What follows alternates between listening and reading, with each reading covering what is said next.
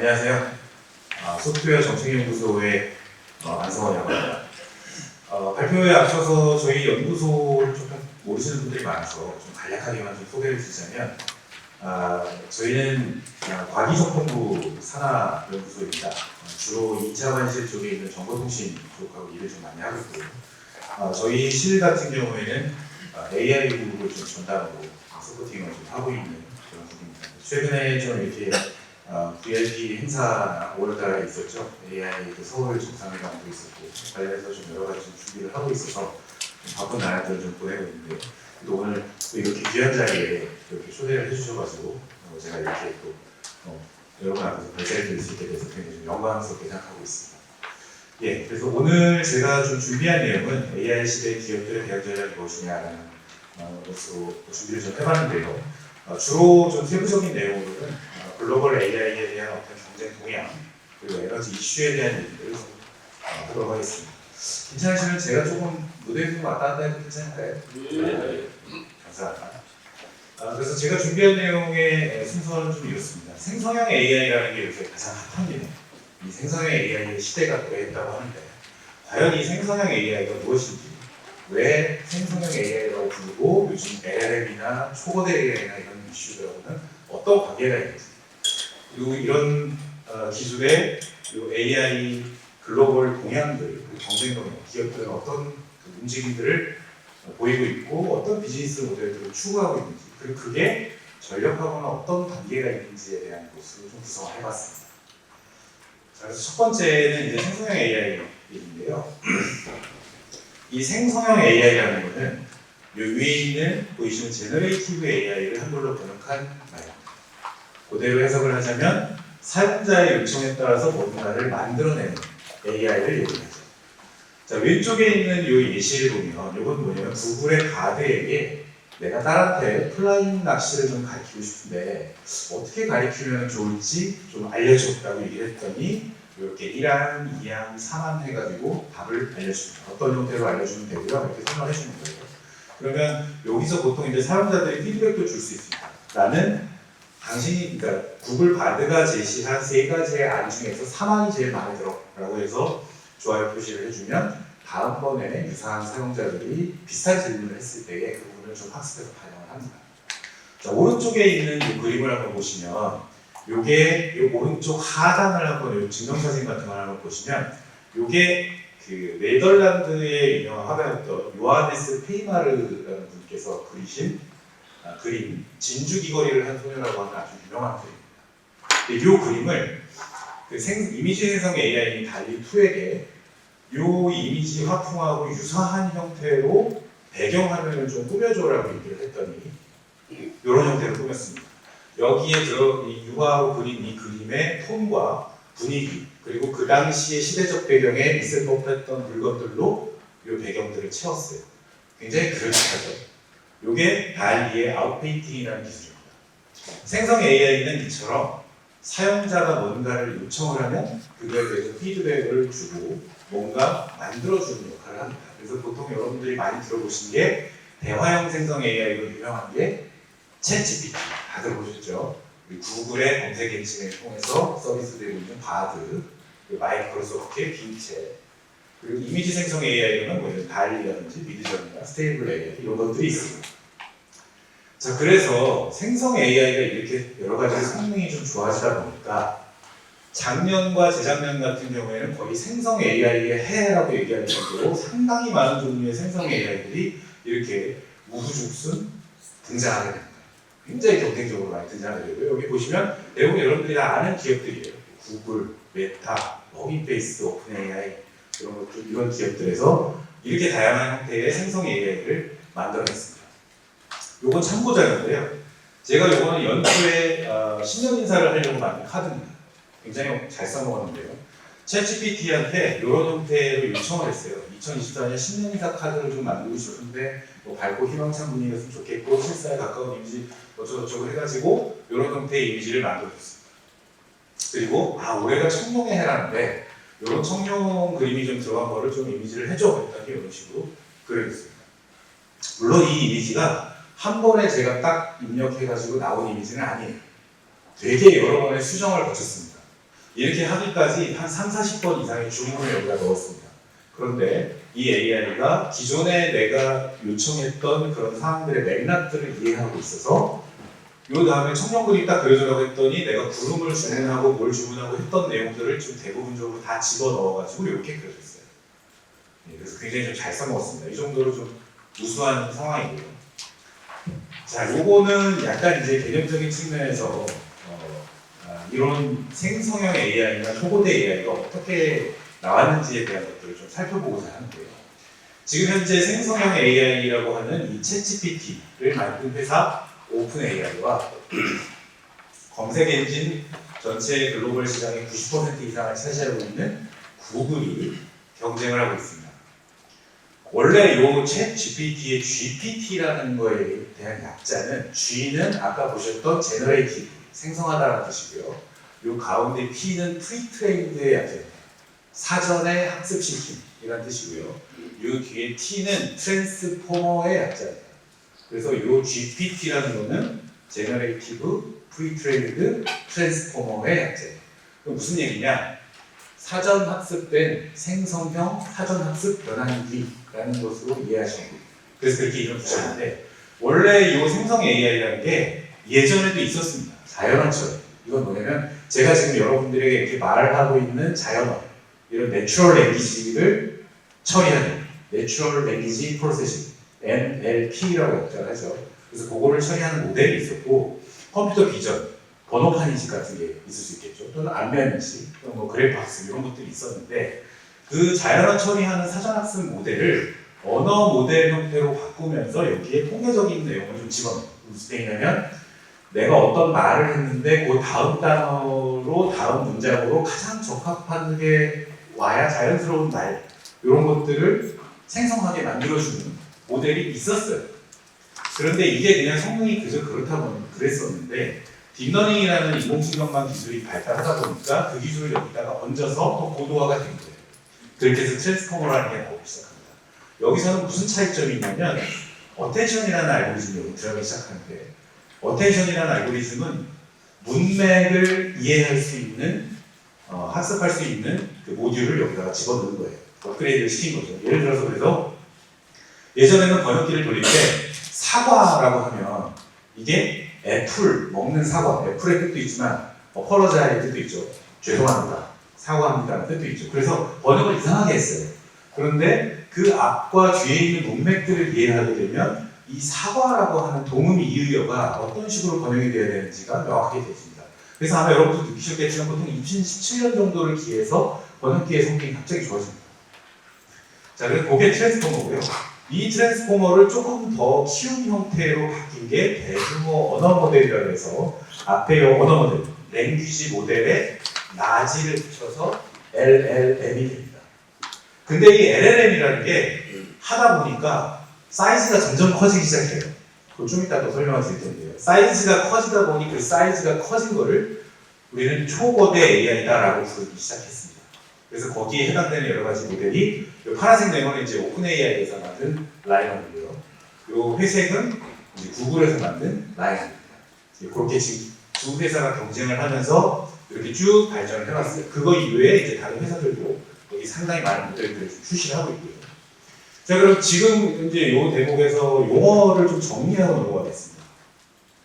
우리가 아까 생성 AI라고 한다는 것은 뭔가를 만들어낸 AI라고 얘기했어요. 그렇죠? 자, 그런데 이 생성 AI가 라는 개념이 등장하기 이전에 이미 언어 모델이나 이미지 처리 모델 같은 것들은 있었어요. 이미 수십 년 전부터 있었습니다. 자, 그런데 이런 모델들의 그런 대화형 챗봇이 들어가고 요거는 뭐 이미지 생성하는 것들이 있었는데 요게 사용자가 요청하는 형태로 뭔가 자꾸 만들어주는 게 되는 거고 파라미터 수가 많아지면서 덩치가 커지니까 초고대화가 됐고 궁극적으로 이거를 원래는 언어 모델, 번역기 또는 뭔가를 만들어내는 글만, 텍스트 만들어내는 걸로만 썼는데 써보니까 다른 데도 쓸 수 있겠네? 딱 된 거예요. 그래서 범용화를 하게 됩니다. 그리고 여기 밑에 보면 기반 모델이라는 얘기가 나오고 이것도 좀 이따가 설명을 드리도록 하겠습니다. 자, 범용성을 갖게 됐다. 얘가 성능이 좋아져서 범용성을 갖게 됐다라는 의미입니다. 다른 데도 쓸 수 있게 됐다라는 의미고요. 그래서 보면 요즘에 모델의 여러 가지 크기들을 이렇게 비교하는 것들을 보면 점점 거대화해지고 있습니다. 여러분 아마 그림 많이 보셨을 거예요. 자, 근데 여기서 중요한 게 모델 크기가 커진다는 게 이게 어떤 의미냐라는 걸 살펴보면 우리가 보통 기존에 있는 모델에다가 인공신경망이라는 걸 갖다 넣었다고 했어요. 근데 이 인공신경망이라는 거는 인간의 뇌세포, 뉴런이 어떤 식으로 생겨져 있느냐를 모방해서 만든 게 요거예요. 그래서 앞에 인풋단이 있고 뒤에 아웃풋단이 있어서 요 중간에 나오는 뭐 은닉노드라고 하는 뭐 그런 개념이 있습니다. 은닉노드라는 것들이 있는데 여기서 입력이 들어와서 여러 가지 다양한 출력들을 내세울 수가 있는데 어떤 경로를 따라서 출력을 하느냐에 따라서 출력값이 미세하게 바뀝니다. 이거를 인공지능을 학습시킨다는 것은 바로 요 중간에 어떤 경로를 가는 게 가장 최적의 경로인가를 학습시키는 과정이고 그걸 가중치를 조절한다고 표현을 해요. 그러면 여기서 나올 수 있는 답안의 가지의 수는 뭐냐면 요 연결의 개수입니다. 그 경우의 수. 그걸 파라미터스라고 얘기해요. 여기는 한 27개 정도가 돼요. 근데 이게 얘는 그러면 답변을 27개 정도밖에 할 수 없는 모델이라고 치면 이게 점점 거대화된다는 건 어떻게 될까요? 어마어마하게 더 복잡해지는 거예요. 더 다양한 입력에 대해서 더 다양한 연구 학습 과정을 거쳐서 더 다양한 답변을 할 수 있게끔 더 똑똑해지는 거죠. 더 많은 일을 할 수 있게끔. 그러려다 보니까 이 연결이 어마어마하게 많아지죠. 덩치가 커지는 겁니다. 그래서 요 파라미터라는 거가 수백만에서 수천억 개까지 늘어났어요. 챗GPT 같은 경우에는 1750억 개. 요 연결 개수의 경우의 수가 1750억 개라고 보시면 됩니다. 엄청나게 크죠? 이걸 담기 위해서는 얼마나 큰 그릇이 필요할까요? 보통 초고대 모델이라는 거는 1000억 개 이상의 모델을 파라미터 수를 갖는 요 연결의 경우의 수를 갖는 거를 초고대 모델이라고 얘기를 합니다. 그래서 이런 초고대 모델 같은 경우에는 계산량도 어마어마합니다. 요거 계산하는 거 27개 이거 눈으로 따라가면서도 다 할 수 있어요. 손으로 하나. 이거 가능할까요? 이게 지금 보이기에는 뭐 제가 지금 이거 해봐야 연결 뭐 몇천 개밖에 안 될 거예요. 제가 지금 그림은 요 적당한 그림을 이걸 찾았는데 수천억 개입니다. 수천억 개. 비교가 안 되죠. 자, 그래서 예전에는 요걸 계산하는데 요 정도의 컴퓨팅 파워만 필요했어요. 그냥 CPU 멀티코어였으면 충분히 돌아가는데 이게 안 되는 거예요. 도저히 이거 가지고. 그래서 CPU에다가 어떤 걸 붙입니까? 요새 한참 주가가 폭등하고 있는 엔비디아의 GPU. 원래는 그래픽 처리를 용어로 만든 유닛이었는데 이 그래픽 처리가 아니라 이렇게 생긴 구조, 애니코어를 갖고 있는 구조가 이렇게 복잡한 일을 처리하는 데는 가장 최적화되어 있네. 병렬 처리하는 데는 최고네라고 해서 이걸 갖다 붙이기 시작합니다. 그러다 보니까 성능이 급격하게 올라가고 반대로 전력 소모가 어마어마하게 늘어나는 거죠.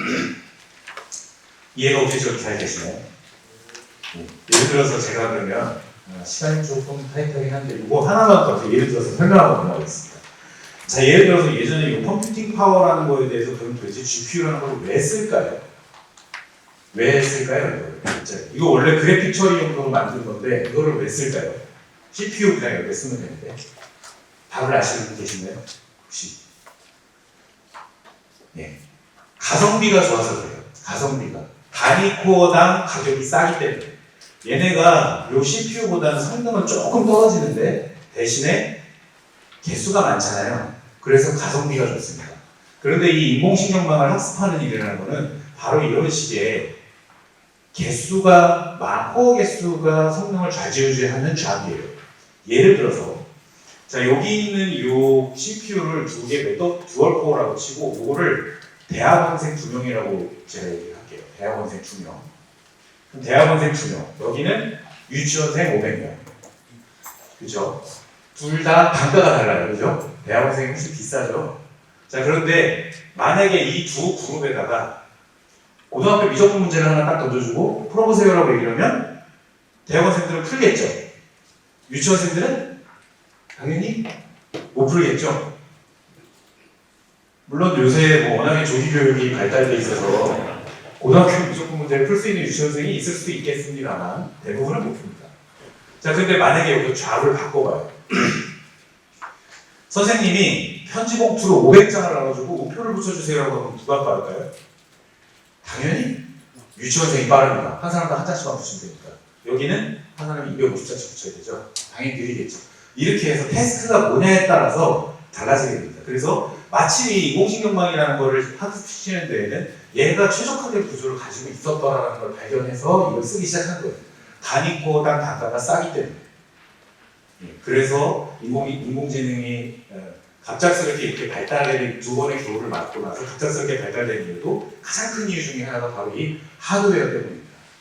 자, 그렇게 됐고요. 자, 이거 이제 한편으로는 경량화 전략들도 하고 있어요. 전력을 엄청나게 많이 먹으니까 이 전력과 이 거대한 거를 돌리려면 데이터 센터가 필요한데 그럴 수는 없다. 우리가 매번 데이터 센터하고 통신하면서 뭔가를 할 수는 없지 않느냐. 사람들 다 휴대폰 들고 다니는데 휴대폰에서도 동작할 수 있게끔 만들자라고 해서 경량화 전략들도 요새 하고 있는 추세입니다. 자, 그 다음에 글로벌 산업 생태계 동향을 좀 살펴보도록 하겠습니다. 지금 현재 생성형 AI 그리고 또는 초거대 AI 또는 LLM 지금 현재로서는 그 경계들이 약간 모호해졌어요. 그래서 거의 그냥 동물 이해라고 보시면 됩니다. 그런 상황인데 지금 제일 잘하고 있는 나라 미국입니다. 미국이 제일 잘하고 있고요. 그 다음에 2위 중국입니다. 중국들이 잘하고 있고요. 우리나라 열심히 쫓아가고 있는데 한 세계 3위 수준 정도는 됩니다. 모델 개수로요. 가장 최근에 발표된 자료에 의해서도 우리나라의 이 초거대 AI 모델은 약 11개 정도로 해서 세계 3위 정도의 수준을 보이고 있습니다. 그래서 제일 잘하고 있는 게 이제 우리나라 그 통신 대기업들, 통신 3사하고 지금 IT 대기업, 네이버나 카카오 이쪽에서 지금 하고 있고요. 그런데 지금 생성 AI에 대한 이 성능과 활용도가 높다 보니까 경쟁이 굉장히 가속화가 붙었어요. 미국에서 지금 매그니피센트 7이라고 불리는 이 중요한 이 기업들, 7대 기업, 얘네들도 공격계 지금 다 보면은 글로벌 시가총액 탑10 안에 드는 기업들입니다. 이 기업들이 지금 LLM을 서로 갖겠다고, 서로 내가 LLM 모델을 만들겠다고 패권 경쟁에 들어갔어요. 애플과 머스크도 뛰어들었습니다. 자, 그렇게 해서 지금 왜 그렇게 되느냐? AI 시장이 연평균 25% 이상 성장할 거라고, 급성장할 거라고 지금 애널리스트들이 분석을 하고 있고요.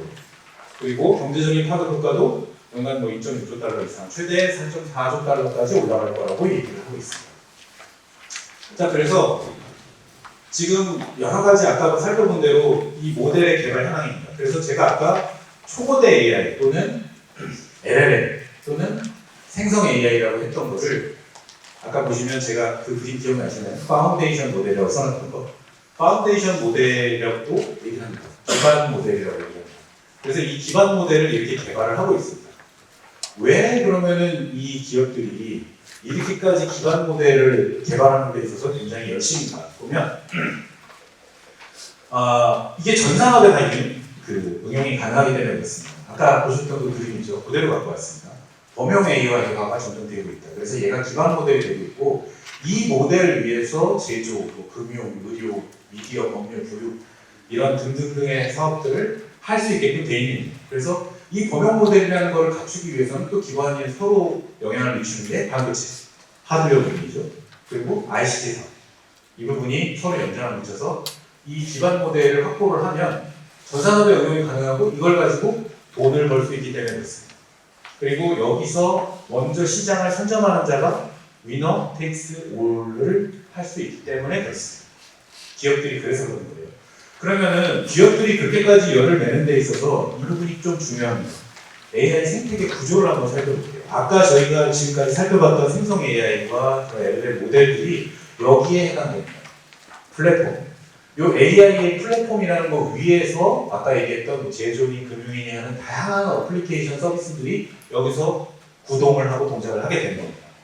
자, 그런데 이 AI 플랫폼이라는 걸 부리려면 그냥 부릴 수 있는 게 아니라 이런 인공지능 필수 인프라가 필요합니다. 여기에는 클라우드 컴퓨팅, 그리고 이 클라우드 컴퓨팅을 구성하고 있는 부품들, AI 반도체, 칩들 이런 것들이 굉장히 중요하죠. 그래서 이 클라우드와 AI 반도체는 AI 모델을 연산하는 그런 컴퓨팅 파워를 직접 제공을 하고 아까 보셨죠? 그 복잡하게 생긴 그거를 계산하려면 엄청난 칩 숫자가 필요하고 엄청난 파워가 필요해요. 계산 자원이. 이게 필요하고 그리고 이걸 학습시키기 위해서 데이터도 엄청나게 많아야 되거든요. 이 많은 데이터들을 어디다 저장할 거냐? 저장하고 학습시키고 훈련시키고 유지 관리하는 데에도 이런 인프라들이 반드시 필요합니다.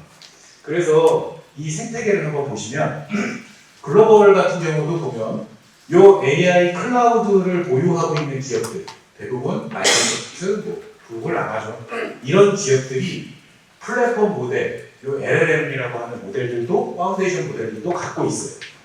그럴 수밖에 없습니다. 왜 그러냐? 여러분들이 구글에다 뭐가 하나 검색을 하시잖아요. 그러면 하루에 사시면서도 핸드폰 많이 하시잖아요. 본인도 모르는 새에 우리는 그 하루 동안에 어마어마하게 많은 양의 데이터 부스러기들을 남기고 삽니다. 데이터 부스러기. 그것들을 구글에서 다 취합할 수 있는 거죠. 그럼 이런 인프라를 갖고 있는 기업들이 당연히 그런 데이터도 많이 갖고 있어요. 계산량도 풍부해, 데이터를 저장할 수 있는 그릇도 갖고 있어, 데이터 재료도 내가 수집할 수 있어. 그러니까 그 3대 조건이 맞아떨어져서 이 플랫폼 모델도 갖고 있는 겁니다. 그래서 지금 경쟁하고 있는 거고요. 그리고 이 AI 클라우드라는 게 지금 보장이 되기 위해서는 반도체가 굉장히 중요하죠. 그래서 지금 잘하고 있는 기업들, 엔비디아, AMD, 인텔 대표적인 게 있는데, 엔비디아 같은 경우에는 거의 지금 시장 점유율 98% 이렇게 나오죠. 이쪽 분야에서. 그래서 물론 저는 주식 전문가는 아니지만 아직도 늦지 않았다라는 말씀을 좀 드립니다. 한 당분간은 엔비디아가 강세를 이어갈 수밖에 없다. 왜? 대체 불가. 그래서 사실상 이 기업들이 요 디펜던시를 줄이기 위해서 자체 칩들을 개발하기 시작했어요. 이미 수년 전부터. 근데 아직까지는 시장 장악력과 기술력들을 리딩하고 있다라는 걸 보시면 되고요. 국내도 마찬가지입니다. 국내 같은 경우에 네이버, TT, NHN 이런 데가 클라우드를 갖고 있고요. 반도체, 당연히 삼성이나 하이닉스가 잘하고 있죠.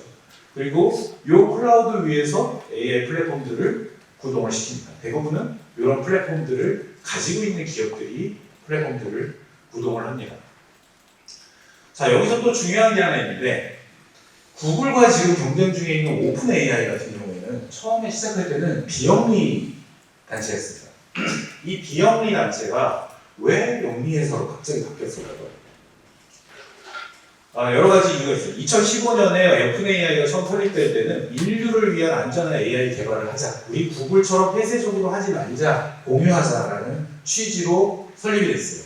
그런데 하다 보니 여기에 투자했던 앨런 머스크하고 좀 갈등이 생겼어요. 왜냐면 생각보다 이게 진도가 늦고 앨런 머스크가 이런 상황을 보더니 그냥 자기네 회사에 기속시키려고 했죠. 그리고 거기서 나온 그 기술들을 가져다 쓸 생각이었는데 거기서 이제 갈등이 되면서 앨런 머스크가 탈퇴를 하고 MS에 집을 나갑니다.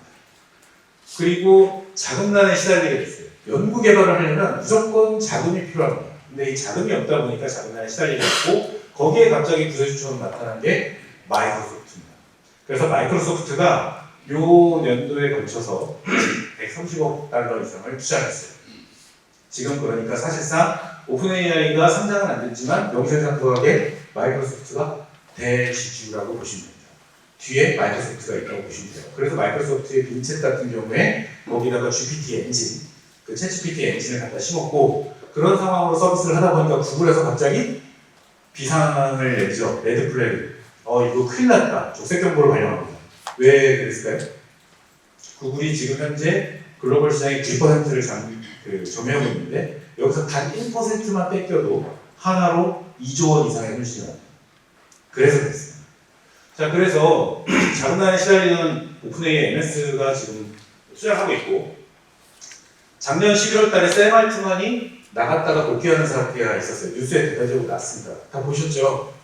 이게 왜 그렇게 됐을까요? 원래 이렇게 초창기에 인류를 위한 안전한 AI 개발하자고 했던 오픈 AI가 그 이사회가 그냥 남아있었는데 이렇게 자금 쪽에 해당되는 거, 돈이 계속 필요하다 보니까 샘 알트만은 이런 행보를 계속 했던 거예요. 왜? 회사원들 먹여 살려야 되니까.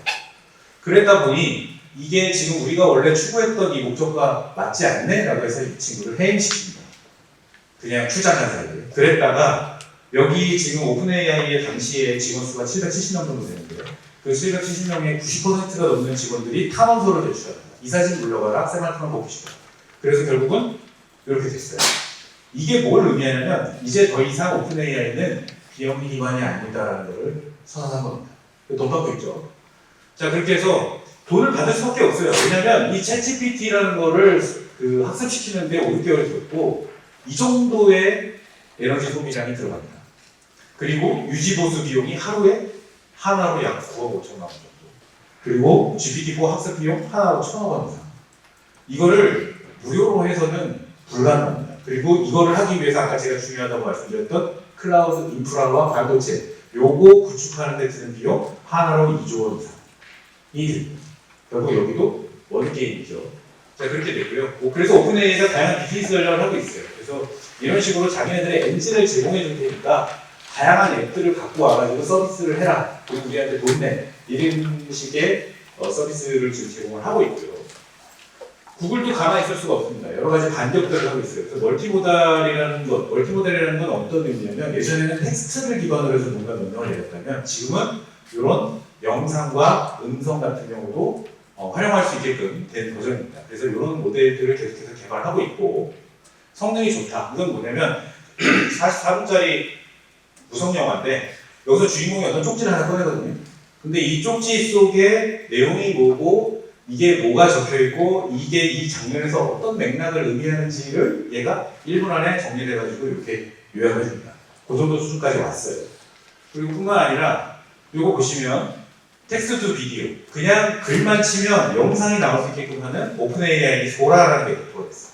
보시면 굉장히 그럴듯하게 잘합니다. 지금 도쿄의 거리를 걷고 있는 아주 스타일리시한 여성이라고 하는 그 주제로 했더니 이렇게 돼 있어요. 근데 물론 아직까지 약간은 좀 미흡한 부분이 있어요. 그래서 자세히 보시면 이 도로의 연속 같은 것도 좀 부자연스럽고요.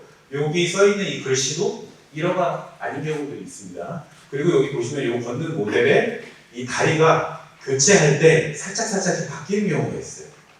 뭐 그런 좀 어색함이 있긴 하지만 이 정도 수준까지 왔다. 이렇게 보시면 되고요. 굉장히 진보된 모델들이 계속해서 연속적으로 출시되고 있습니다. 뭐 블러드3라든지 라마라든지 이런 것들이 계속해서 나오고 있고 우리들이 성능이 지금 더 좋다라고 하면서 계속 경쟁적으로 하고 있죠. 자, 그러면 지금까지 조금 좀 빠르게 좀 달려오긴 했는데요. 인공지능과 컴퓨터 파워가 도대체 어떤 연관성이 있는가를 살펴보면 요약입니다. AI가 굉장히 높은 활용성을 가지고 있어요. 상당히 높은 성능들을 보여주고 있고 아주 실사에 가까운 콘텐츠를 만든다거나 의료 쪽에서는 뭐 신약 개발, 뭐 질병예측, 조기 진단 이것뿐만이 아니라 요새는 이걸 가지고 뭘 하냐면 합성 환자라는 걸 만들어요. 가짜 환자. 나하고 유전 정보가 똑같은 그냥 가상의 환자를 하나 만들어 놓고 거기다가 임상 실험을 합니다. 약을 투여하고 치료도 해보고 실제 치료를 하지만 그러면 아주 싼 값에 아주 빠르게 다양한 형태의 치료 기법을 할 수가 있는 형태로 진화가 됐어요. 문서 같은 거 얘기만 하면 이렇게 초안 잡아줍니다. 자, 그러다 보니까 수요가 굉장히 증가를 했고 모델은 점점 커지면서 성능이 고도화되고 있고 그러다 보니까 점점 높은 컴퓨팅 파워라는 게 필요하고 클라우드도 늘려야 되고 데이터 센터도 증설시켜야 되고 칩도 더 사야 되고 이런 상황이 계속해서 발생합니다. 그런데 이걸 가지고서 나오는 파급 효과가 엄청나게 많은 양의 전력들을 요구하고 있다는 거죠. 앞으로도 더 가속화될 것 같습니다. 물론 이 효율성을 높이기 위한 다양한 연구들이 있습니다. 보통 인공지능 쪽에서는 굉장히 유명한 학회가 아주 큰 학회들이 많이 있는데 그 중에 가장 유명한 학회가 바로 ICML이라는 겁니다. 매년 여름에 하고 있고요. 이게 지난달에 오스트리아에서 했습니다. 지난달에 발표된 내용들을 보시면 이런 식으로 효율성을 높이기 위한 연구가 굉장히 많이 있어요. 그래서 최대한 계산을 덜하게, 최대한 전기를 덜 먹게 하는 그런 것들을 하고는 있으나 미미하다라고 보시면 됩니다. 점점 요구가 많아질 겁니다. 그래서 글로벌 기업들이 어떻게 하고 있는가를 보면 데이터 센터 컴퓨팅 수요가 계속해서 늘어날 거다. 마이크로소프트 이미 세계 200개 이상 데이터 센터 갖고 있는데 56억 불을 지금 올해하고 내년에 투자해가지고 독일 스페인에 더 짓겠다 얘기하고 있고요. 구글 역시 135개 갖고 있는데 런던에다가 더 짓겠다고 해서 10억 달러씩 투자할 예정이고요. 메타도 역시 지금 보면 거의 세계 최고 수준의 그 H백이라고 하는 지금 이제 A백이 나오긴 했지만 그 H백 수준을 가지고서 지금 15만 개 정도를 확보했습니다. 이거 한 대에 한 5천만 원 정도 하거든요. 몇 조 원이 들어가지고 지금 이거를 확보를 하고 있어요. AWS 원래 클라우드를 30몇 프로 정도 글로벌을 장악하면서 1위 기업이죠. 갖고 있습니다. 엔비디아 마찬가지예요. 엄청난 수준이죠. 자체 데이터 센터도 지금 보유하고 있고요. 그런 상황이 되고 있습니다. 전력 수급이 굉장히 문제가 될 거다. 왜냐하면 미국 같은 경우도 지금 앞으로 지금 현재 데이터 그 전력량이 한 30기가 와트 정도로 지금 예상이 되고 있는데 지금 여기 보시면 노란 것들과 파란색 화면이 있습니다. 이거는 지금 동작하고 있는 것과 앞으로의 증설될 수요. 그래서 AI가 전체 수요의 한 4% 정도, 아마 그 이상이 될 거라고도 지금 예상을 하고 있습니다. 그 이상으로 전력 먹는 하마가 될 거다라는 거고, 구글도 AI가 전체 전력, 이 회사 전체 유지하는 전력의 15%를 AI 흡수시키는 데 들어갑니다. 엄청나죠? 자, 그래서 전 세계, 근데 또 문제는 뭐냐면, 이 AI를 학습시키는 데 필요한 재료, 이 데이터 볼륨은 매년 2배씩 늘어나고 있다. 그래서 이렇게 전력 수요가 점점 늘어날 것이다 라는 측면입니다. 이거는 뭐 조금 공유를 해봐야 될 부분이긴 한데, ICMM에서도 발표가 된 내용입니다. 환경 문제가 좀 있다. 이 전력을 생산하는 데 있어서 엄청나게 많은 탄소 배출이 되고 있고, AI에만 이 정도, 700kT 정도의 탄소가 배출되고 있다는 거를 좀 얘기를 하고 있습니다.